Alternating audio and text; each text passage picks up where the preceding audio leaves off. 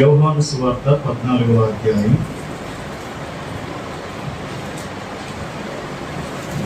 యోహాను సువార్త 14వ అధ్యాయం మొదటి వచనం నుండి 3వ వచనం వరకు చదువుకుందాం. మీ హృదయమును కలవరపడనీయకుడి, దేవుని యందు విశ్వాసం ఉంచుచున్నాను, నా యందును విశ్వాసం ఉంచుడి. నా తండ్రి ఏంట అనేక నివాసములు కలవు, లేని ఎడల మీతో చెప్పుదును. మీకు స్థలము సిద్ధపరచ వెలుచున్నాను. నేను వెళ్ళి మీకు స్థలము సిద్ధపరచని ఎడల నేను స్థలంలో మీరును ఉండులాగున మరలా వచ్చి నా యొద్ద నుండుటకు మిమ్మల్ని తీసుకొని పోవుదును. ప్రభునందు ప్రియమైన దేవుని బిడ్డలారా, మనం గడిచిన కొంతకాలంగా ప్రభు అయిన యేసు క్రీస్తు వారి యొక్క రెండవ రాకడను గురించి ధ్యానం చేస్తున్నాం.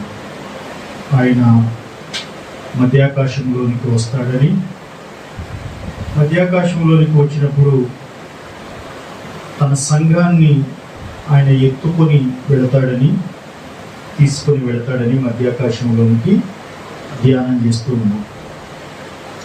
అయితే గడిచిన తరగతిలో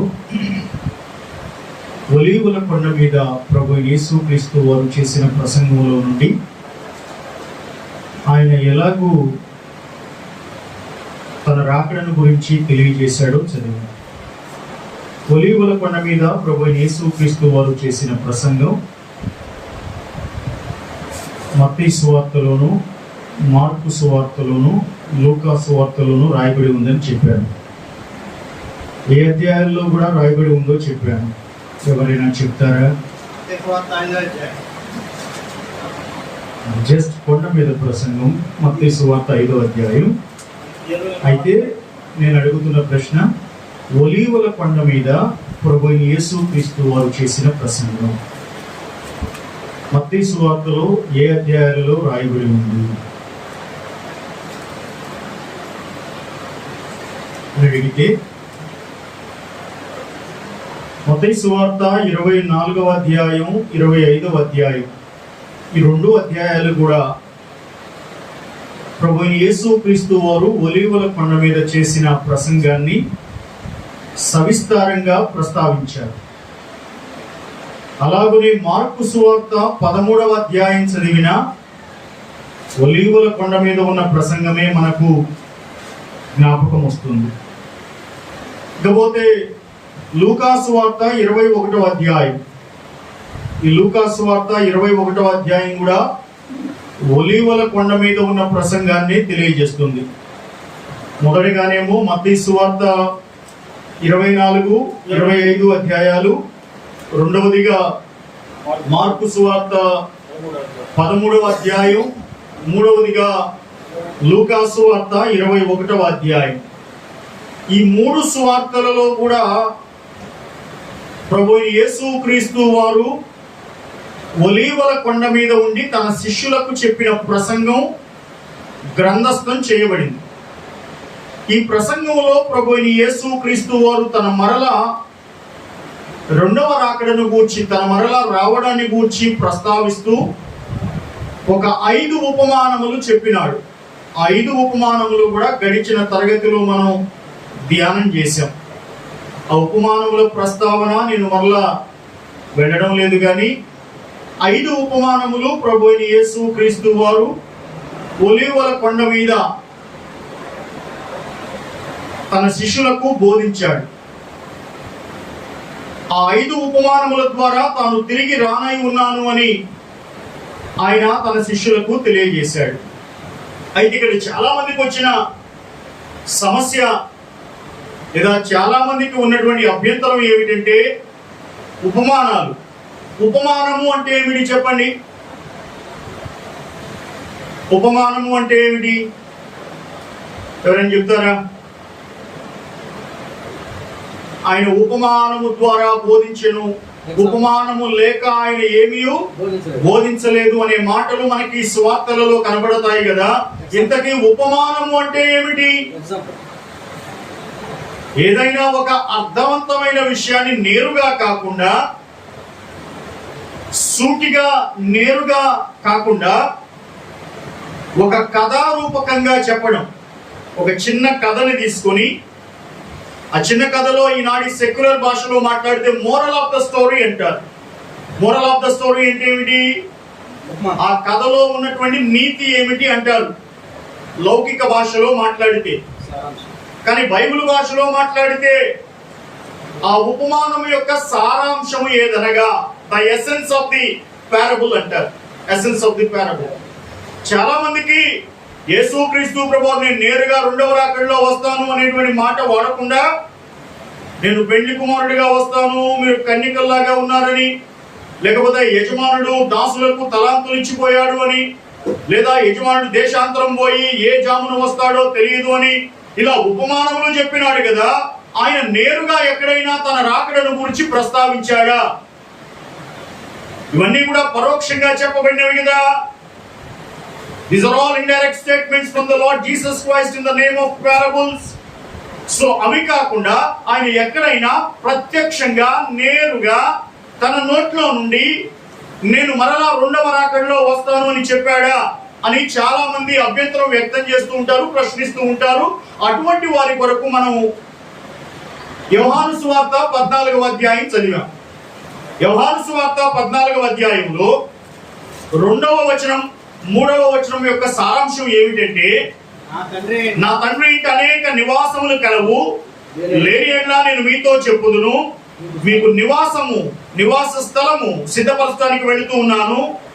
నేను వెళ్ళి మీకు స్థలము సిద్ధపరిచిన ఎడల నేనుండు స్థలములో మీరును ఉండులాగున మరలా వచ్చి నా యొద్ద ఉండుటకు మిమ్మల్ని తీసుకొని పోవుదును.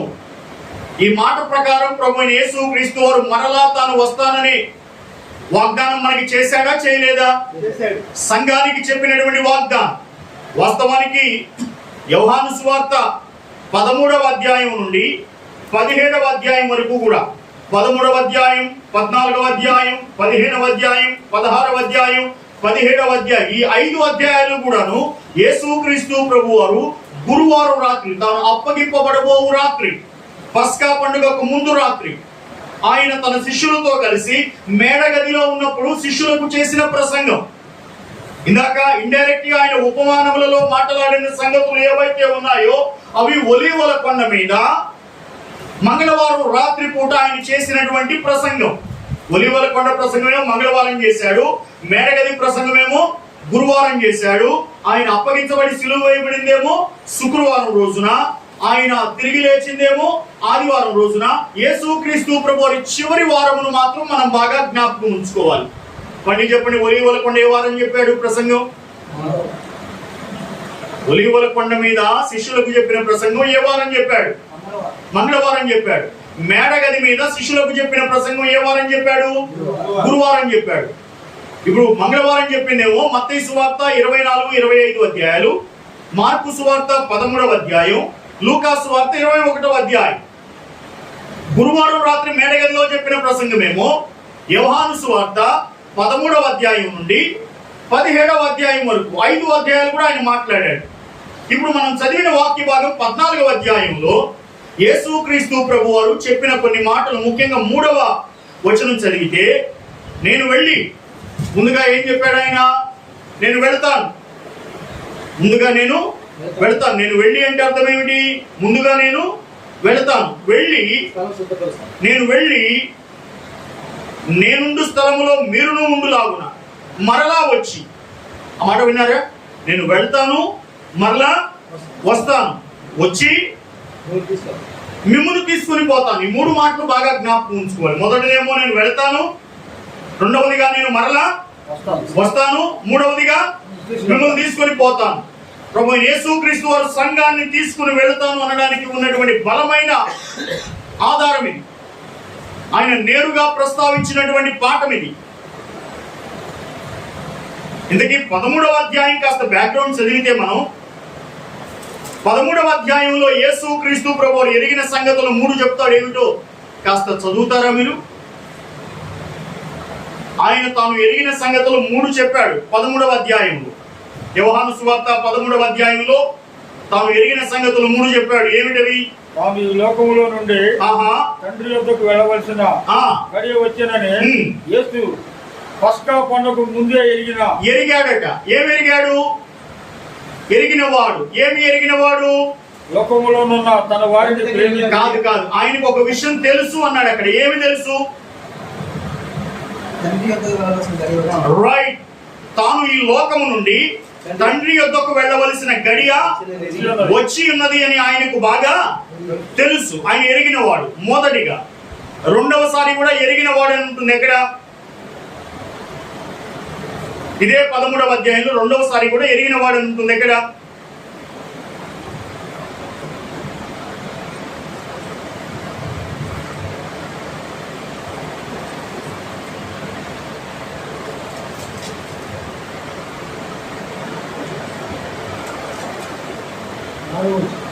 సార్ 4లో ఉందా? 3లో ఉందా? 3వ వచనంలో ఏముందో చదవండి. తండ్రి తన చేతికి సమస్తమును అప్పగించిననియు, తాను దేవుని యొద్ద నుండి బయలుదేరి వచ్చిననియు, దేవుని యొద్దకు వెళ్ళవలసి ఉన్నదనియు ఎరిగిన వాడే. 2 సార్లు నొక్కి ఒక్కానించి చెప్తున్నాడు. ఏమని? తాను దేవుని యొద్దకు వెళ్ళవలసిన వాడు. మొదటి వచనంలో ఏమన్నాడు? తాను తండ్రి యొద్దకు వెళ్ళవలసిన గడియ వచ్చినని యేసు ఎరిగిన వాడే. 3వ వచనంలో ఏమంటున్నాడు? దేవుని యొద్దకు వెళ్ళవలసి ఉన్నదని యేసు ఎరిగిన వాడే. యేసుకు ఏమి తెలుసట? తండ్రి అయిన దేవుని యొద్దకు వెళ్ళవలసిన గడియ వచ్చి ఉన్నది. మూడవదిగా 11వ వచనం మీరు చదివితే, తనను ఎవరు అప్పగిస్తారో కూడా ఆయనకు బాగుగా ఎరిగిన వాడే. తను అప్పగించు వానిని ఎరిగెను గనుక, తను ఎవరు అప్పగిస్తారో కూడా ఆయనకు బాగా తెలుసు. ఇప్పుడు నా ప్రశ్నకు జవాబు చెప్పండి. యేసు క్రీస్తు ప్రభువు వారు మొదటి 3 వచనాలకి చివరి 11వ వచనం మధ్యలో ఏం చేశాడు? 13వ అధ్యాయంలో, యోహాను సువార్త 13వ అధ్యాయంలో మొదటి 3 వచనాలకి కింద 11వ వచనానికి మధ్యలో ఏం చేశాడు చెప్పండి? శిష్యుల పాదాలు కడిగాడు. రైట్. ఎందుకు కడిగాడు? ప్రభువైన యేసుక్రీస్తు వారు శిష్యుల పాదాలు ఎందుకు కడిగారు? పాత నిబంధనలో ఏమైనా ఆయన పాదాలు కడుగుతాడని ప్రవచనం చెప్పబడిందా? చెప్పబడిందా? యేసుక్రీస్తు ప్రభువు తన శిష్యుల పాదాలు కడుగుతాడు అని పాత నిబంధన గ్రంథంలో ఏదైనా ప్రవచనం రాయబడిందా? రాయబడలేదు. మరి ప్రవచనాలలో లేనిది యేసుక్రీస్తు ప్రభువు ఎందుకు చేశాడు?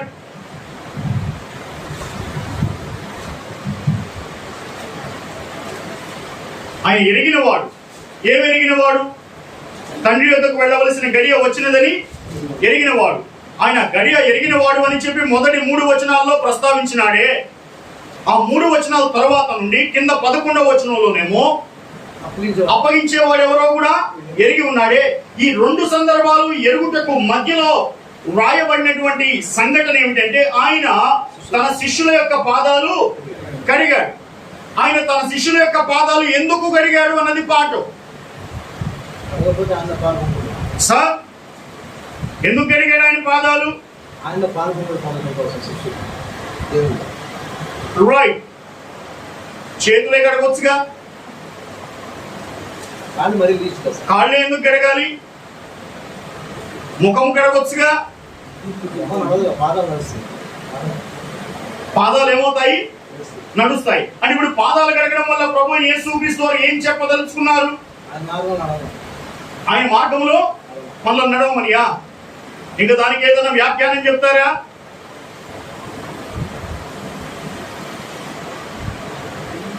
ఒకరి ప్రవర్తనను మనం దేనితో పోల్చవచ్చు? లేఖన భాష ప్రకారం నడకతో పోల్చవచ్చు. నడక దేనితో సాగుతుంది? కాళ్ళతో సాగుతుంది. ఇప్పుడు ఆయన పాదములు కడిగినాడంటే అర్థం ఏమిటి? మీ ప్రవర్తన పరిశుద్ధముగా ఉండవలను. మీ ప్రవర్తన పరిశుద్ధముగా ఉండవలను అన్నది సారాంశం. నడక మూలమునగా పాదములకు పని పట్టేది. నడక లేకపోతే పాదములకు ఏమైనా పని ఉంటుందా? ఏమీ ఉండనే ఉండదు. ఆయన పాదములు కడిగినాడంటే మొదటిగా మీరు ఆయన క్యారెక్టర్ ని ఎలివేట్ చేయదలుచుకున్నప్పుడు ఆయన తనను తాను తగ్గించుకున్నాడు. అని చెప్పడానికి మనం ఆయన క్యారెక్టర్ ఎలివేట్ చేయొచ్చు. కానీ రెండవదిగా కడిగించుకున్న వారు ఎవరైతే ఉన్నారో వారి యొద్ద నుండి ఆయన పరిశుద్ధతను కోరుకుంటున్నాడు. వారి యొద్ద నుండి ఆయన పరిశుద్ధతను కోరుకుంటున్నాడు. ఇవాళ చాలా మంది కూడా పాదాలు కడుగుతారు, కానీ కడిగించుకున్న వాడికి కడిగిన వాడికి ఇద్దరికీ పరిశుద్ధత ఉండదు.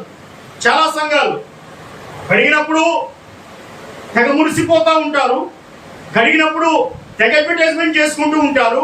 కానీ కడిగిన వారికి కడిగించుకున్న వారికి ఇద్దరికీ కూడా ఉండవలసిన ప్రధానమైన సారం ఏదనగా పరిశుద్ధత. వారి నడక దేవుని దృష్టికి సరిపోయినదిగా ఉండినట్లయితే ఆ కడిగిన దానికి ఏమంటారు, సార్థకత కలుగుతుంది. రైట్. ఇప్పుడు యేసు క్రీస్తు ప్రభు వారు పాదములు కడిగారు. కడుగుతున్నప్పుడు తొందరపాటు శిష్యుడు ఎవరు అందరిలోకి వెళ్ళా? రైట్. అసలు భిన్నాభిప్రాయంలే ఉండవు ఈ మాటలు కదా. పేతురు ఏమన్నాడు? ముందు అసలు ఏమన్నాడు అది చదవండి. పేతురు దగ్గరికి వచ్చినప్పుడు ప్రభువా, 6వ వచనం, నీవు నా పాదములు కడుగుదువా అని అడిగాడు. అంటే దాని అర్థం ఏంటి? పేతురుదే మొదటి కాదా ఆయన కడగడం, లేదా అంతకు ముందు ఒకరిద్దరు కడిగాడా? సరే మాట చూడండి, 6వ వచనం చూడండి. ఇట్లు చేయించు, ఇట్లు అంటే ఆల్రెడీ ఆయన ఇంతకు ముందు ఒకరిద్దరు కడిగాడా? కడిగాడు. కడుగుతూ ఎవరి దగ్గరికి వచ్చాడు? పేతురు దగ్గరికి వచ్చాడు. ఇంతకు ముందు శిష్యులు కడిగించుకున్నారా? కడిగించుకున్నారు. వాళ్ళు తుడిపించుకున్నారా? తుడిపించుకున్నారు. వాళ్ళు కడిగించుకున్నారు, తుడిపించుకున్నారు. ఎవరు కూడా ఎదురు మాట్లాడలేదు, ఎవరు ప్రశ్నించలేదు, ఎవరు కూడా వాదన పెట్టుకోలేదు. కానీ పేతురు దగ్గరికి వచ్చేసరికి పేతురు ఏమంటున్నాడు? ప్రభువా, నీవు నా పాదములు కడుగుదువా? ఈ ప్రశ్న యొక్క ఆంతర్యం ఏమిటో చెప్పండి. What is the inner core heart of this particular question? మనం ప్రశ్న అడుగుతున్నామంటే హృదయంలో ఏదో ఆలోచన ఉండి అడుగుతామా, ఏమీ లేకుండా అడుగుతామా? పైకి అడిగే ప్రశ్న ఒకటి, ఆ ప్రశ్నకు సంబంధించిన హృదయంలో ఆలోచన బలంగా ఉంటుంది. మరి పేతురు అడిగాడు కదా, ప్రభువా నీవు నా పాదములు కడుగుదువా అంటే దాని సారాంశం ఏమిటి? నేను యోగ్యుని కాదనా? యేసుక్రీస్తు ప్రభువారు యోగ్యుడు కాదనా? కడిగించుకోవడానికి నేను యోగ్యుడు కాదనా? కడిగించుకోవడానికి నేను యోగ్యుడు కాదు. కిందేమన్నాడు యేసు? నేను చేయించున్నది ఇప్పుడు నీకు తెలియదు గాని ఇక మీదనే తెలుసుకొందువు. రైట్. అది కూడా అయిపోయిన తర్వాత మళ్ళీ పేతురు ఏమన్నాడు? నీవెన్నడూ నా పాదములు కడగరావదని ఆయనతో చెప్పాను. ఇప్పుడు క్వశ్చన్ ఏమిటంటే, నా పాదాలు కడగొద్దని 2 సార్లు స్టేట్మెంట్ ఇచ్చాడు ఎవరు? పేతురు. 6th verse లో 6వ వచనంలోనేమో indirect statement by questioning the Lord Jesus Christ. ప్రభువా నీవు నా పాదములు కడుగుదువా? The reluctance. కానీ మీరు కింద 8వ వచనంలోకి వచ్చేసరికి డైరెక్ట్ స్టేట్మెంట్ ఏమిస్తున్నాడు? నీవు నా పాదములు కడగరాదు. కడగరాదు అంటే యేసుక్రీస్తు ప్రభు వారు ఏమన్నాడు? ఒకవేళ నేను నీ పాదములు కడగకపోతే నాతో నీకు పాలు లేదు అన్నాడు. ఈ మాటకు మీరు జవాబు చెప్పాలి. పాలు లేకపోవడం అంటే ఏమిటి? భాగం అంటే ఏమిటి? నాతో నీకు పాలు లేదు అన్నాడు. పాలు లేకపోవడం అంటే ఏమిటి? సంబంధమే లేదా? కాళ్ళు కడిగించుకోకపోతే ప్రభు కట్ చేస్తాడా? నువ్వు నాతో పాదములు కడిగించుకోకపోతే నీకు నాకు సంబంధం లేదన్నాడా ప్రభు? నాతో పాలు లేదు అంటే నాతో ఉండుటకు నీవు యోగ్యుడవు కాదు. నాతో ఉండుటకు నీవు యోగ్యుడవు కాదు. అది అయిపోయింది కదా. అసలు ఈ కన్వర్సేషన్ అంతా కూడా నువ్వు ఎవరు చూస్తూ ఉన్నారు? దగ్గర నుండి 12 మంది శిష్యులు ఉన్నారు. అప్పటికి 12 మందిలో ఆయన అప్పగించేవాడు ఎవరు? ఇస్కరియోతు యూదా ఉన్నాడా? ఇస్కరియోతు యూదా ఉంటే ఇస్కరియోతు యూదా కూడా ఈ సంఘటన అంతా చూస్తూ ఉన్నాడా? ఎవరి సంఘటన? ఆయన యేసుక్రీస్తు ప్రభు వారు శిష్యుల పాదాలు కడుగుతూ ఎవరి దగ్గరికి వచ్చాడు? పేతురు దగ్గరికి వచ్చాడు. పేతురుకి యేసుక్రీస్తు ప్రభు వారికి మధ్యలో ఏం జరిగింది? సంభాషణ జరిగింది. ఆ సంభాషణలో ఎవరు కన్విన్స్ అయ్యారు? పేతురు కన్విన్స్ అయ్యాడు. ఎవరు కన్విన్స్ చేశారు? ప్రభు అయిన యేసుక్రీస్తు వారు కన్విన్స్ చేశారు. ఇక్కడ పేతురులో పశ్చాత్తాపం ఏమైనా కలిగిందా? కలిగింది. ఆయన కలిగి ఏమంటున్నాడు, ప్రభువా ఒకవేళ నీతో నాకు పాలు కావాలి అనుకుంటే, అంటే నీకు నాకు మధ్య సంబంధం కొనసాగాలి అనుకుంటే పాదాలు కడుగుతా అంటున్నావే, పాదాలు కాదు నాయన, నన్ను పైనుండి కింద దాకా మొత్తం శుభ్రంగా కడుగు అన్నాడు. దానికి ప్రభు ఏమన్నాడు, అవసరం లేదు. ఎందుకు అవసరం లేదు? ఎందుకు? అసలు ఈ వాక్యం విశ్వాసుల గురించి మాట్లాడుతున్న వాక్యం, సంఘముల గురించి మాట్లాడుతున్న వాక్యం. వాస్తవానికి స్నానం చేయడం అంటే మనమందరం కూడా యేసు రక్తంలో కడగబడ్డాం. యేసు రక్తంలో కడగబడ్డాం. యేసు రక్తము ప్రతి పాపము నుండి మనల్ని పవిత్రులుగా చేస్తుంది. అది స్నానం. మరి కడగబట్టం అంటే ఏమిటి? కాళ్ళు కడుక్కోవడం అంటే ఏమిటి? యేసు రక్తంలో కడగబడి రక్షణ పొంది సంఘములోనికి వస్తున్న మనము కాలు జారిపోయే సందర్భాలు చాలా వస్తాయి కదా, తొట్టిల్లిపోయే సందర్భాలు చాలా వస్తాయి కదా, లోక ఆకర్షణలకు లొంగిపోయే సందర్భాలు చాలా వస్తాయి కదా, శోధనలు తట్టుకోలేక ప్రభు నుండి దూరం అయిపోయే సందర్భాలు చాలా వస్తాయి కదా, శ్రమలు తట్టుకోలేక విశ్వాసాన్ని విడిచిపెట్టే సందర్భాలు చాలా వస్తాయి కదా. అలా వచ్చిన ప్రతిసారి కూడా మన ప్రవర్తన సరి చేసుకోవాలి, మన ప్రవర్తన దేవునికి అనుబంధంగా ఉండాలని చెప్పడం కాళ్ళు కడగడం యొక్క ముఖ్యమైన ఉద్దేశం. నిలువెల్లా స్నానం చేయడమేమో ఆయన రక్తంలో మనము కడగబడ్డాం. కాళ్ళు కడగడమేమో ఒక్కసారి కడగబడిన తర్వాత విశ్వాస జీవితంలో బాప్తిస్మం ఇచ్చేటప్పుడు ఏమంటారు? మరణం వరకు నమ్మకముగా ఉండము, నేను నీకు జీవ కిరీటం ఇస్తాను. పెళ్లి చేసేటప్పుడు ఏమంటారు? పెళ్లి ప్రమాణాలు ఏం చెప్తారు? లోబడి ఉండాలి. ఎప్పుడు దాకా? మరణం దాకా. పెళ్లి ప్రమాణాలైనా మరణం దాకే, బాప్తిస్మం అయినా మరణం దాకే. రక్షణ కార్యం కూడా ఎప్పుడు దాకా రక్షణ కార్యం? మరణం వరకు రక్షణ కార్యమే. కార్యాలు జరిగినా ప్రభువే, జరగకపోయినా ప్రభువే. ఆరోగ్యం ఉన్నా ప్రభువే, ఆరోగ్యం లేకపోయినా ప్రభువే. డబ్బులు ఉన్నా ప్రభువే, డబ్బులు లేక అప్పుల పాలైనా ప్రభువే. జనాలు మెచ్చుకున్నా ప్రభువే, జనాలు తిట్టినా ప్రభువే. కాలములకు, సమయములకు, సందర్భములకు అతీతంగా ప్రభువుని వెంబడించువాడే శిష్యుడు. ఉన్నప్పుడు ఒకలాగా, లేనప్పుడు ఒకలాగా, బాధపడుతూ, భయపడుతూ, సంతోషపడుతూ, రకరకాల ఎమోషన్స్ అన్నిటినీ కూడా కలగాపులగం చేసుకొని ఉన్న రోజున ఆనందించి లేని రోజున ప్రభువుని దూషించేవాడు శిష్యుడు కాదు. సో ఇక్కడ పాఠం ఏమిటంటే ఆయన పాదాలు కడుగుతున్నాడు. ప్రభు అయిన యేసుక్రీస్తు వారి పాదాలు కడుగుతున్నాడు. ఈ పాదాలు కడుగుతున్నప్పుడు పేతురులో పశ్చాత్తాపం కలిగింది, కానీ ఇస్కరియోతు యూదాలో పశ్చాత్తాపం కలిగిందా? ఇస్కరియోతు యూదాలో పశ్చాత్తాపం కలగలేదు. నా ప్రశ్నకు జవాబు చెప్పండి. అసలు ఆ గురువారం రాత్రి ఆ ప్రభు రొట్టె ద్రాక్షరసం అందుకునేటువంటి ఆ సమయంలో యేసుక్రీస్తు ప్రభు వారికి కుడి పక్కన కూర్చునేవారు, ఎడమ పక్కన కూర్చునేవారు? ఇదే అధ్యాయంలో ఉంటుంది.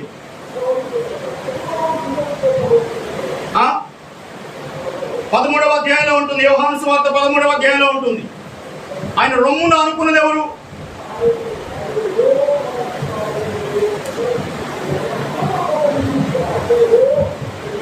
ప్రభు అయిన యేసుక్రీస్తు వారు రొమ్మును అనుకున్నది ఎవరు? యోహాను. ఎక్కడ ఉంది? 23వ వచనంలో యోహాను రొమ్మును అనుకున్నాడంటే కుడి పక్కన కూర్చున్నాడా, ఎడమ పక్కన కూర్చున్నాడా?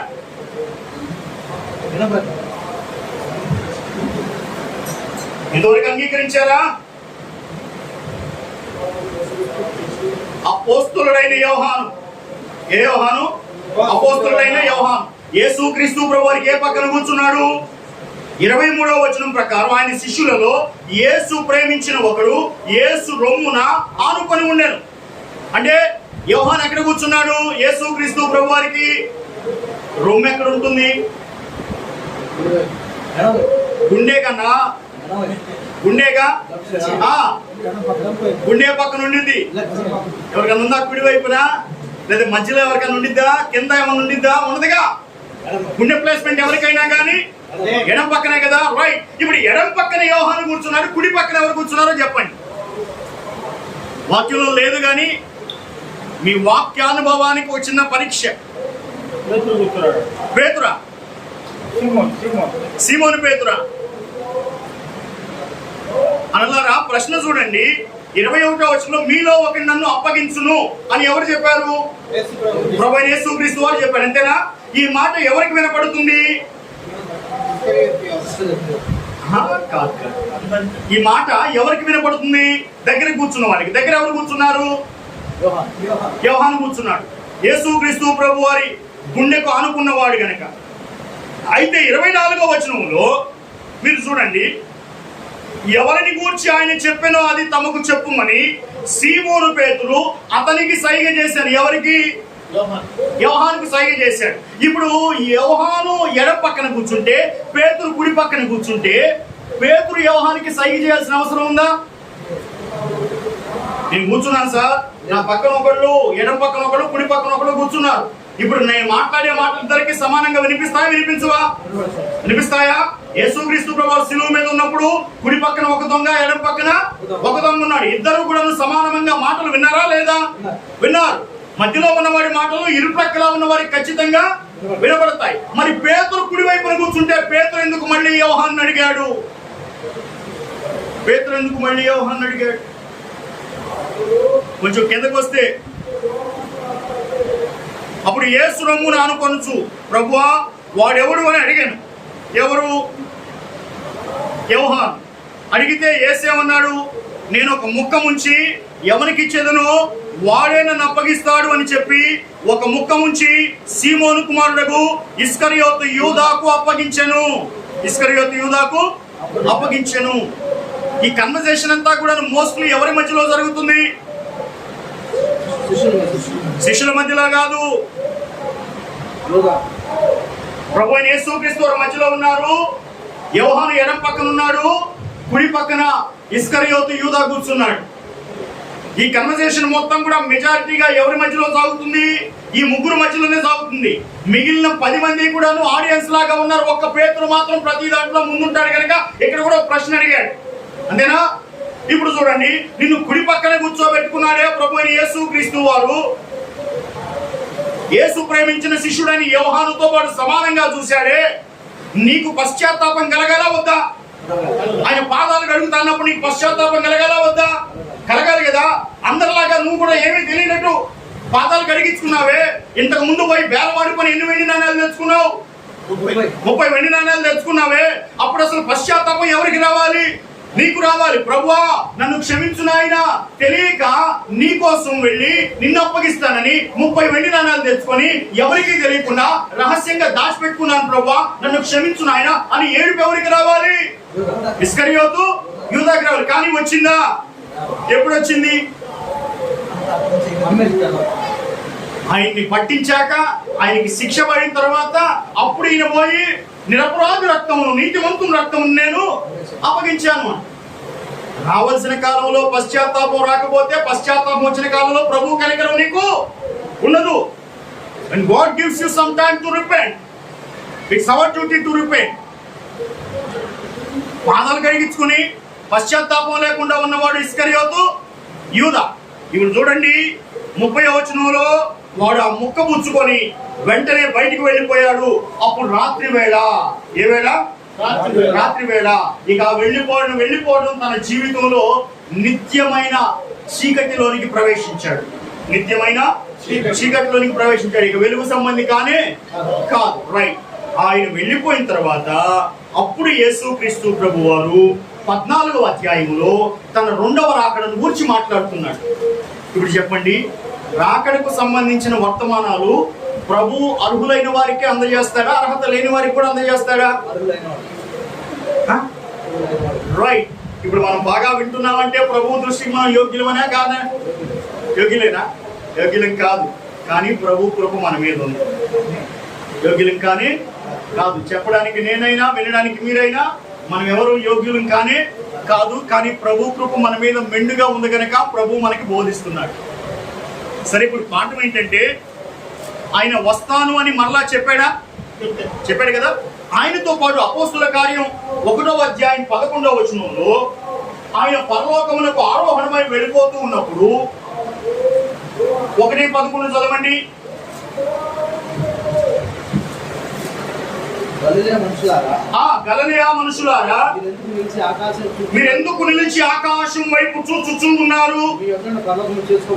మీ యొద్ద నుండి పరలోకమునకు చేర్చుకొనబడిన ఈ యేసే ఏ రీతిగా పరలోకమునకు వెళ్ళుట మీరు చూచిరో ఆ రీతిగానే ఆయన తిరిగి వచ్చునని వారితో చెప్పని. ఎవరు చెప్పిన మాట ఇది? దేవదూతలు చెప్పిన మాట. ఇందాక ఎవరు చెప్పారు? ప్రభు అయిన యేసుక్రీస్తు వారు. ఇప్పుడు ఎవరు చెప్తున్నారు? దేవదూతలు. యేసుక్రీస్తు ప్రభు వారు ఏదైనా ఒక అబద్ధం చెప్పాడా? ఆయన ఎప్పుడైనా ఒక మోసగారి మాటలు మాట్లాడినాడా? సో ప్రభు వాగ్దానం చేస్తే ఆ వాగ్దానం ఖచ్చితంగా నెరవేరుతుంది. ప్రభు మాట ఇస్తే ఆ మాట ఖచ్చితంగా నెరవేరుతుంది. దేవదూతలు ఎప్పుడైనా అబద్ధాలు చెప్తారా? దేవదూతలు ఎప్పుడైనా మనుషులను తప్పుడు దారిలో నడిపిస్తారా? దేవదూతలు అబద్ధం చెప్పరు. దేవదూతలు మనుషులను తప్పుడు దారిలో నడిపించరు.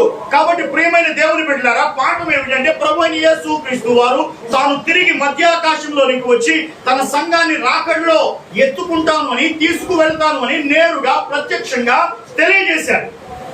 ఆయనతో పాటుగా దేవదూతలు కూడా ఆ వాగ్దానమునకు రూఢిగా సాక్ష్యం ఇచ్చారు. ఈ రెండు అనుభవాలు కూడా జ్ఞాపకం చేసుకుంటారు.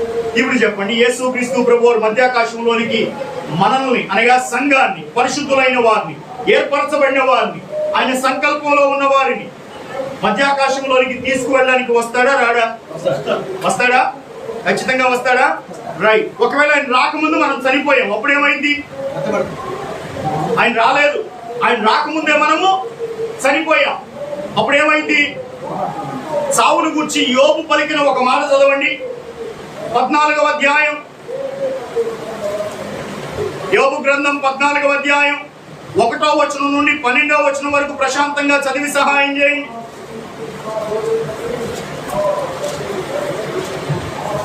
యోబు గ్రంథం 14వ అధ్యాయం 1వ వచనం నుండి 12వ వచనం వరకు. కొద్ది దినములు వాడే మిక్కిలి బాధనందును పువ్వు వికసించినట్లు వాడు తిరిగి వాడిపోవును. నీడ కనబడిపోవునట్లు వాడు నిలువక పారిపోవును. అట్టి వాని మీద నీవు కన్ను తీసుకు ఇచ్చున్నావు. తీర్పు నొందుటకై నన్ను నీ ఎదుట రప్పించున్నావు. పాపసహితుల నుండి పాపరహితుడిని పుట్టింపగలిగిన అలాగున ఎవడున్నాడు? ఓకే. నరుల ఆయుష్కాలము పరిమితి కలది. వాని నెలలు సంఖ్య నీకు తెలిసే ఉన్నది. హింసాలని వయు పరిమాణము నీవు వానికి నియమించి ఉన్నావు.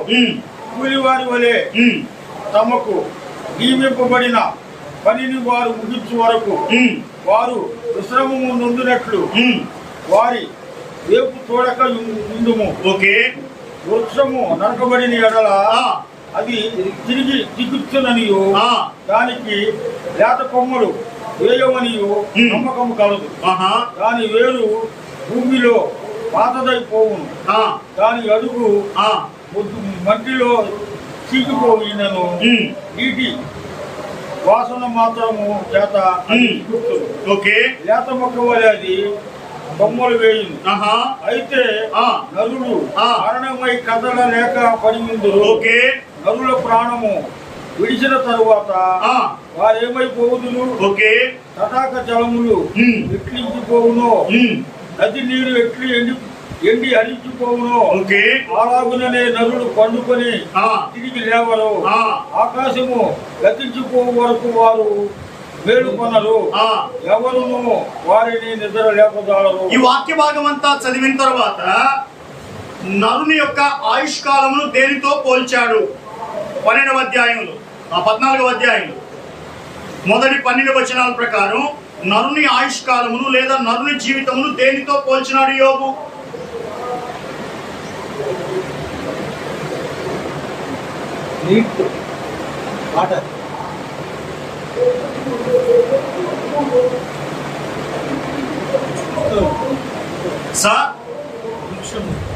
వృక్షమా? సరే, కాస్త వరుసగా అడుగుతాను. 14వ అధ్యాయంలో 2వ వచనం ప్రకారం దేంతో పోల్చాడు? పువ్వు ఏమవుతుంది? వికసిస్తుంది. తర్వాత ఏమవుతుంది? ఆ వాడిపోవున దగ్గర ఒకటని ఇంకేసి ఏమేశాడు? పువ్వు ఏమవుతుంది? కోయబడుతుంది. అంటే పువ్వు చెట్టుకు ఉండే సమయం ఒకటి ఉంది, చెట్టు నుండి కోయబడే సమయం కూడా ఒకటి ఉంది. అట్లాగే మనుషుడు పుట్టడానికి ఒక సమయం ఉంది, పుట్టిన తర్వాత చనిపోవడానికి కూడా ఒక సమయం ఉంది, రైట్?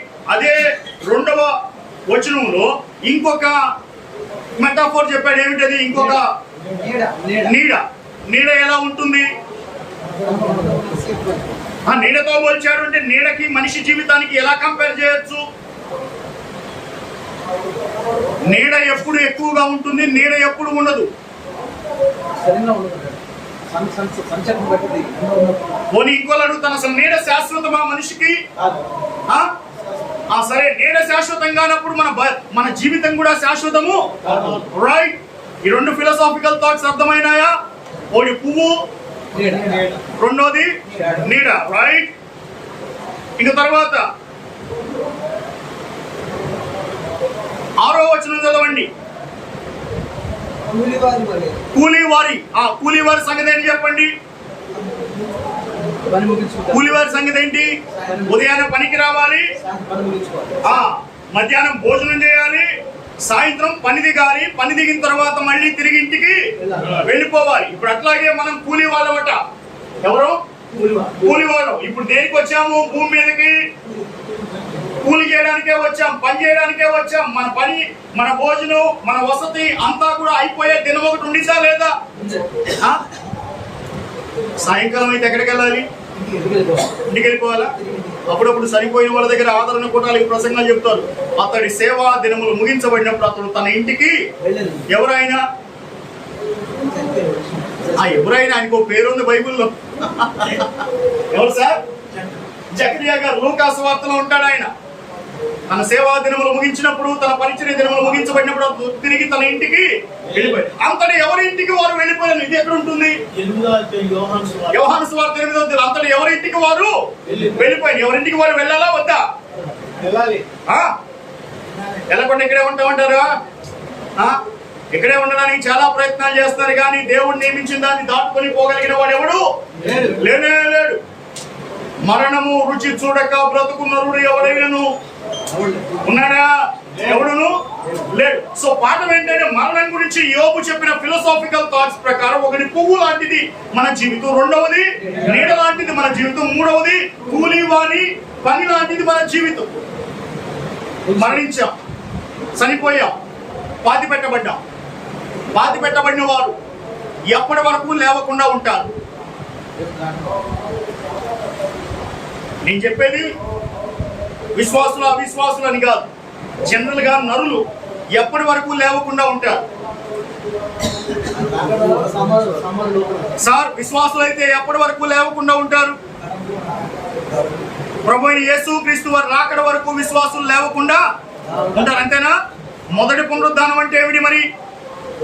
ప్రభువైన యేసుక్రీస్తు వారిని రక్షకునిగా అంగీకరించిన వారు సమాధుల్లోనికి, చావుగోతులోనికి దిగిపోయినా గాని వారికి ఒక నిరీక్షణ ఉంటుంది, ఒక ఆశ. There is a hope. దానిని యోబు భక్తుడు ఇదే యోబు గ్రంథంలో రాశాడు. ఎక్కడ సార్? నా విమోచకుడు సజీవుడని రిఫరెన్స్ చెబుతారు ఎవరైనా?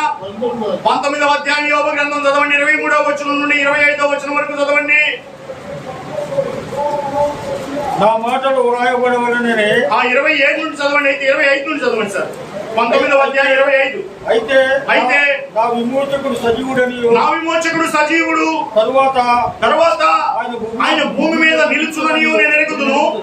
ఇలాగ నా చర్మము చీకిపోయిన తరువాత శరీరముతోనే నేను దేవుని చూచెదను, నా మట్టుకు నేనే చూచెదను, మరి ఎవరును కాదు, నేనే కన్నులారా ఆయనను చూచెదను. చాలు చాలు చాలు. ఆ మాటలు రాస్తూ ఉన్నప్పుడు అంకెలేస్తారు చూడండి. అక్కడ రెండో అంకేసాడు, 26వ వచనం రెండో అంకేసాడా? శరీరం తన దగ్గర ఏమన్నాడు? శరీరం లేకుండా చూస్తాను. ఈ మాటకి అర్థం ఏంటంటే, 2వ కొరింథీ పత్రిక 12వ అధ్యాయంలో పౌలు భక్తుడు 14 సంవత్సరాల క్రితం పరదేశకు వెళ్ళినటువంటి ఒక మనుషుని నేను ఎరుగుతూ అన్నాడా? పరదేశికి నేను శరీరంతో వెళ్ళానో తెలియదు, శరీరం లేకుండా వెళ్ళానో నాకు తెలియదు. అట్లాగే ఇప్పుడు యోబు ఏమంటున్నాడు, ఆయన వచ్చినప్పుడు నేను శరీరంతో చూస్తానో తెలియదు, శరీరం లేకుండా చూస్తానో నాకు తెలియదు, కానీ మొత్తానికి మాత్రం నేను ఆయన్ని చూస్తాను, మొత్తానికి నేను ఆయన్ని చూస్తాను. తర్వాత 27వ వచనంలో 3 అనే అంకె కనబడుతుందా? మరి ఎవరినో కాదు నేనే కనులారా ఆయనను చూచెదను అని 3వ అంకె దగ్గర ఏమన్నాడు కింద? 3వ అంకె దగ్గర ఏమన్నాడు కింద? పరాయి వాణిని చూచినట్టు కాదు అన్నాడు.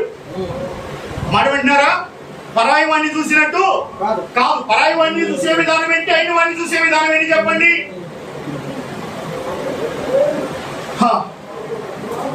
పరాయి వాణ్ణి ఎట్లా చూస్తారు, అయిన వాణ్ణి ఎట్లా చూస్తారు? మీకు అర్థం కావడానికి చెప్తాను.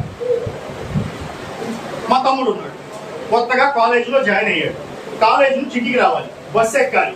బస్సు దగ్గరికి వచ్చి, అన్న నాకు భయం వేస్తుందిరా, నువ్వు రారా ఒకసారి నన్ను ఎక్కించుకెళ్దు కానీ, బండి ఎక్కించుకొని వెళ్దు కానీ రారా అన్నాడు. ఏమిరా బస్సు వచ్చిందిగా అన్న అంటే, బస్సు వచ్చింది కానీ నాకు ఇక్కడ ఎవరు తెలిసిన వాళ్ళు లేరురా అంటున్నాడు.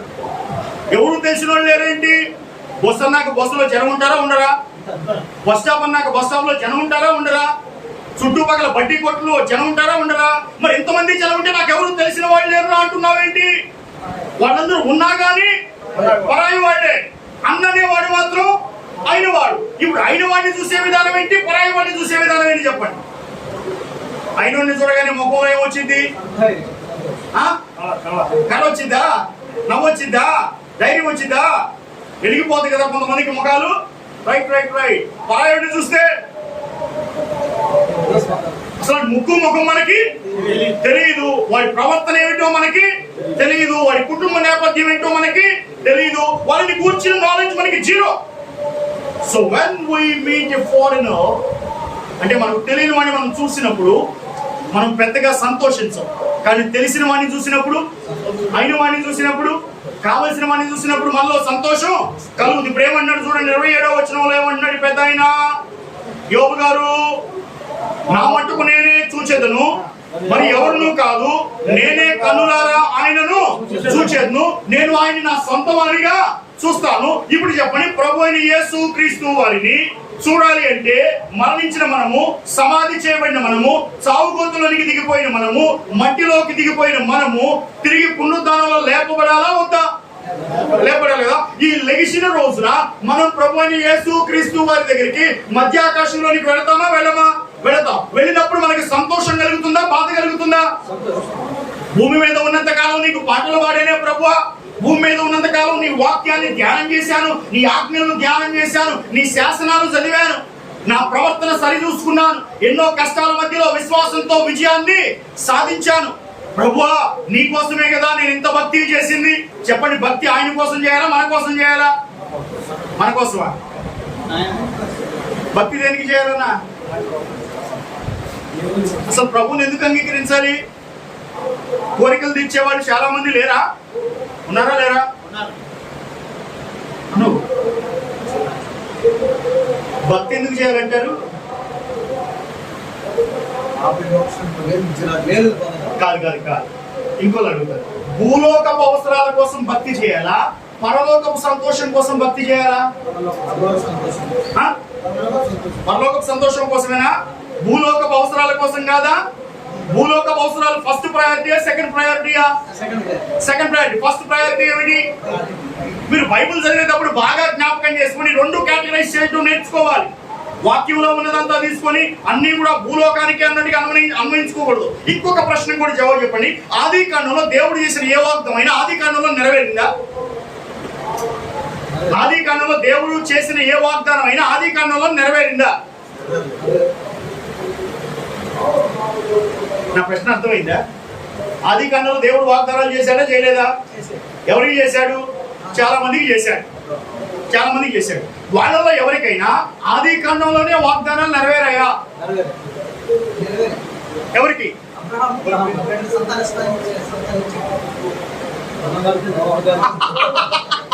ఇంకా సార్ నోవాకి ఏ నిబంధన చేశాడు? రైట్, అది బాధ్యత వాగ్దానమా? సంతానం 400 ఏళ్ళు పరాయి దేశంలో బానిసలుగా ఉంటారు. ఆది కాండంలో నెరవేరిందా? Right. My question is very clear. ఆది కాండంలో దేవుడు చేసిన ఏ వాగ్దానమైన ఆది కాండంలో నెరవేరిందా?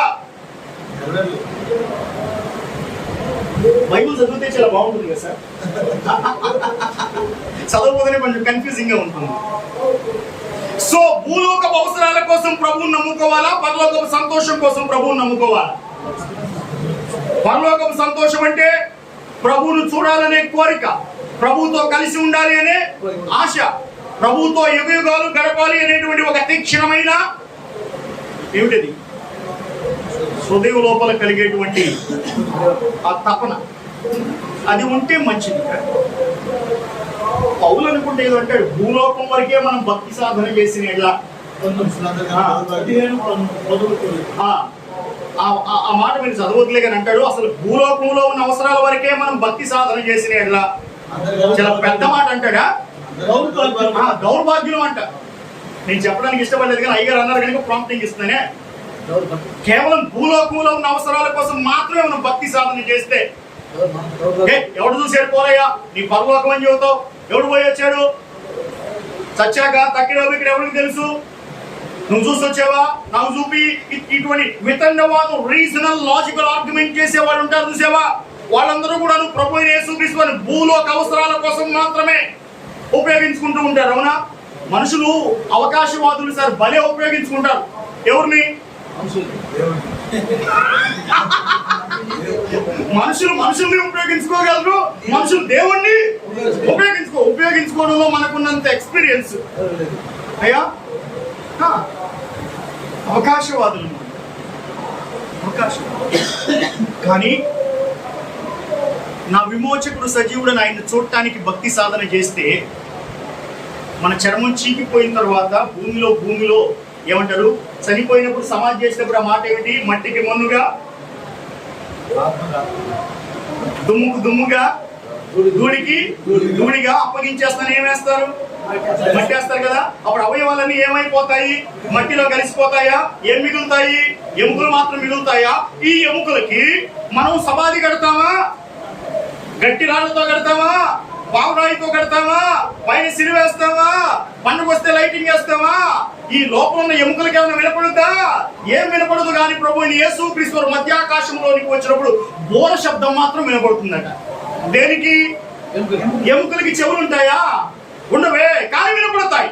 అది ఎలా సాధ్యం? నల్లకు అసాధ్యమే కానీ దేవునికి సమస్తము సాధ్యమే. వినపడిన తర్వాత ఎముకలకి ఏమవుతుంది?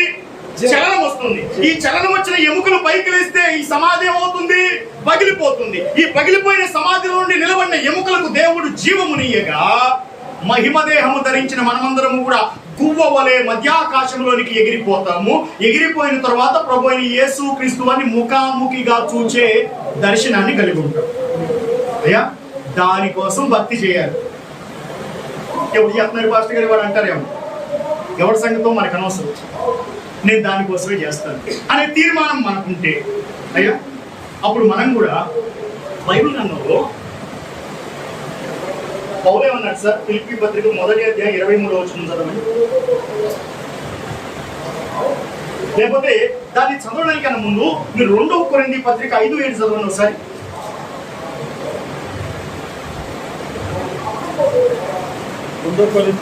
2వ కొరింథీ పత్రిక 5వ అధ్యాయం 7వ వచనం చదవండి.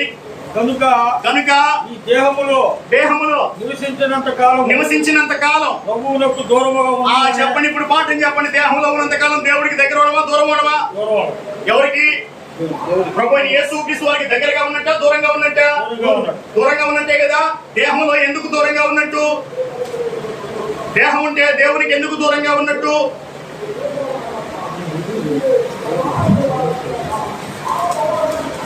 సరే టైం అవుతుంది, ఇంకా అయిపోయిందా? సరే నేను తొందరగానే ముగిస్తానే. దేహం ఉంటే ప్రభువుకి మనం దూరంగా ఉన్నట్టే. ఎందుకు? దేహంలో పాప నియమం ఉంటుంది. ఏ నియమం ఉంటుంది? రక్షణ పొందినా గానీ పాప నియమం ఖచ్చితంగా దేహంలో ఉంటుంది. ఆత్మేమో ఆత్మ నియమం ప్రకారం నడవమని కోరుతుంది మన ఆత్మ. లేచావుగా, పొద్దున్నే ప్రార్థన చేసుకోవచ్చుగా, పొద్దున్నే కాస్త ప్రశాంతంగా వాక్యం చదువుకోవచ్చుగా, భార్య బిడ్డలను ప్రేమగా చూసుకోవచ్చుగా, నీతిగా బతకొచ్చుగా అని దేహమేమో చెప్తా ఉంటుంది. ఈ పాపంలో ఉండేటువంటి పాప శరీరంలో ఉండే పాప నియమమేమో దాన్నే ఉందిలే, పద్దాకా చేసే ప్రార్థనగా, రోజు చేయకపోతే వాడిని కొట్టాడు నిన్నవాడు వచ్చి ఎవడు చూస్తున్నాడు? అందరూ భార్యను బాగానే చూస్తున్నాను, ఒకడు భార్యను బాగా చూస్తానికి అని దేహంలో ఉన్నటువంటి పాప నియమం ఏం చేసింది? ఆత్మ నియమములకు విరోధముగా పోరాడుతుంది. ఈ ఆత్మ నియమములకు పాప నియమములకు మధ్య జరుగుతున్న సంఘర్షణలో పడి మనం దేవునికి ప్రభుకి దూరంగా ఉండిపోతాం. మనం ప్రభుకి దేవునికి దూరంగా ఈ పోరాటంలోనే పడతాం. ఎప్పుడు ప్రభువును చూడాలని ఆశ కలిగింది మనకి, మనం వెనకబడిపోతాం. అందుకే పౌలేమంటాడు, దేహంలో ఉన్నంత కాలం నేను ప్రభువుకి దూరస్తుడిని అని చెప్పి, ఇప్పుడు ఫిలిప్పీ పత్రిక 1:23 ఏమన్నాడు చూడండి. ఫిలిప్పీ పత్రిక 1:23 ఏమన్నాడు?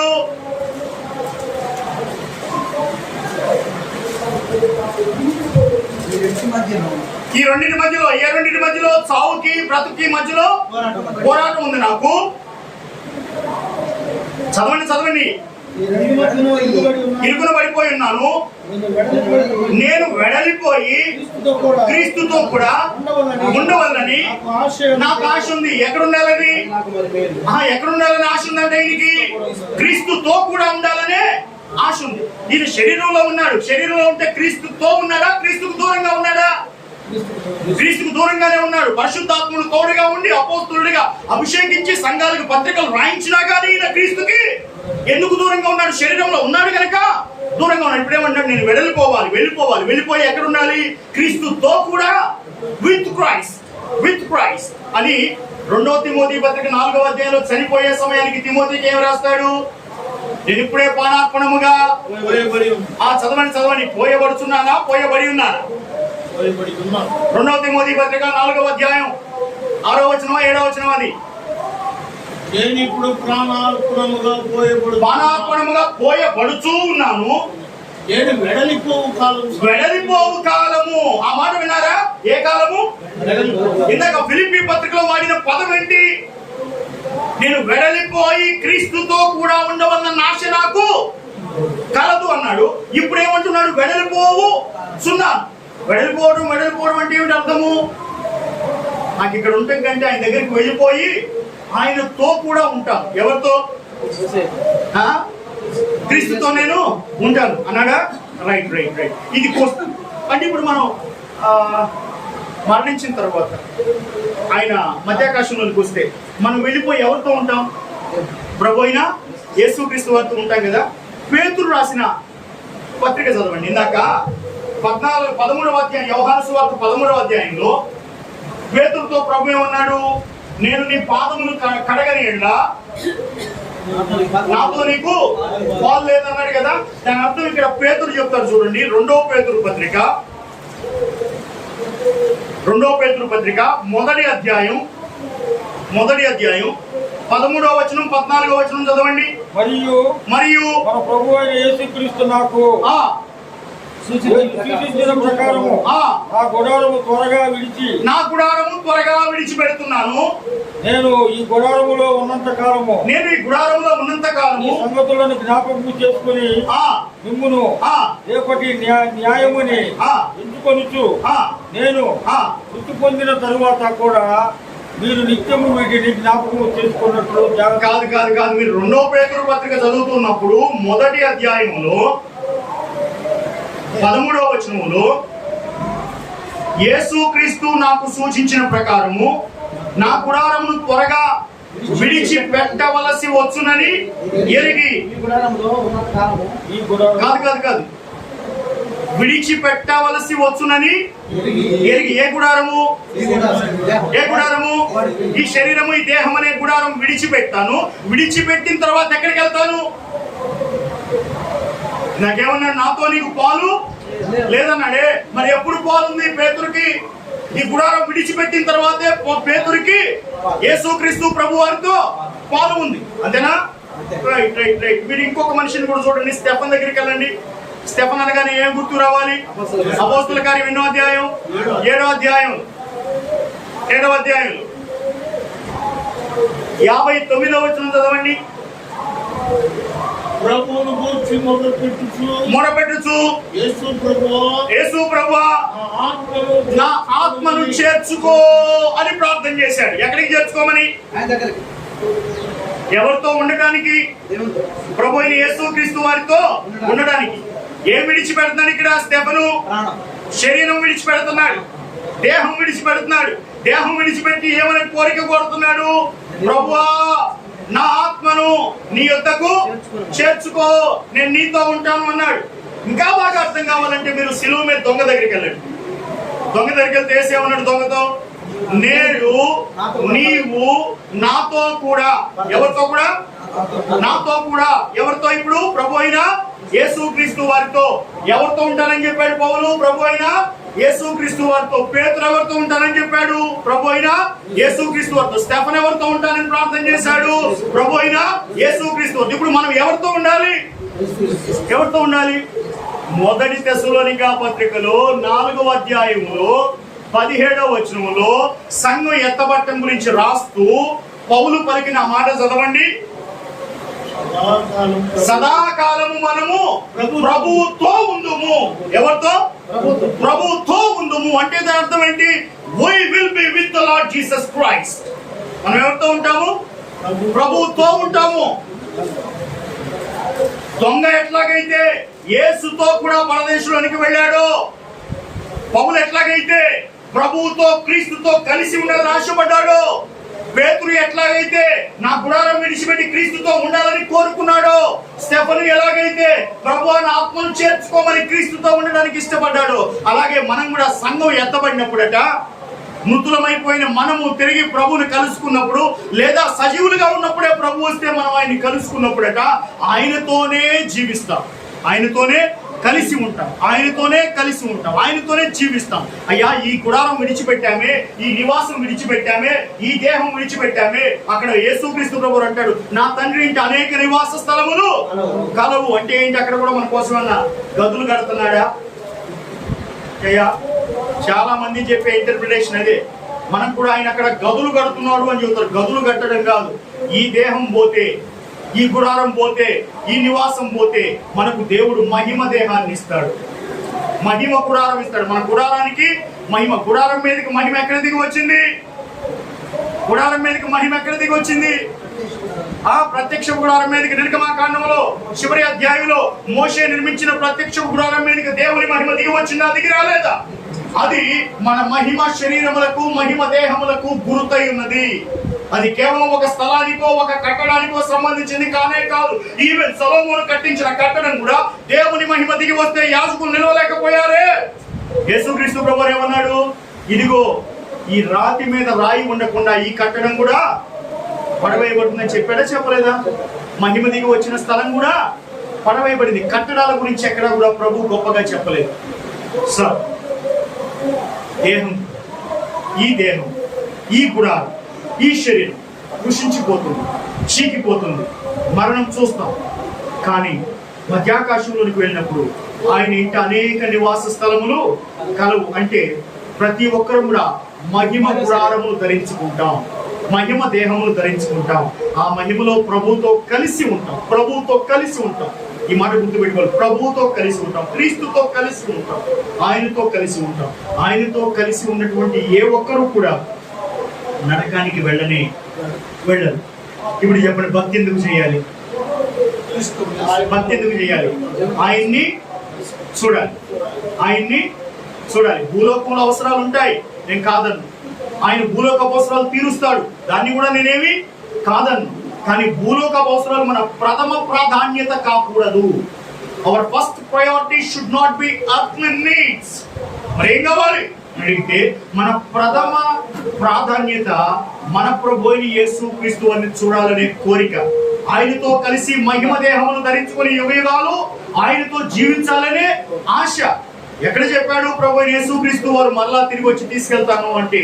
యోహాను సువార్త 14వ అధ్యాయం 1వ వచనం నుండి 3వ వచనం వరకు చెప్పాడు.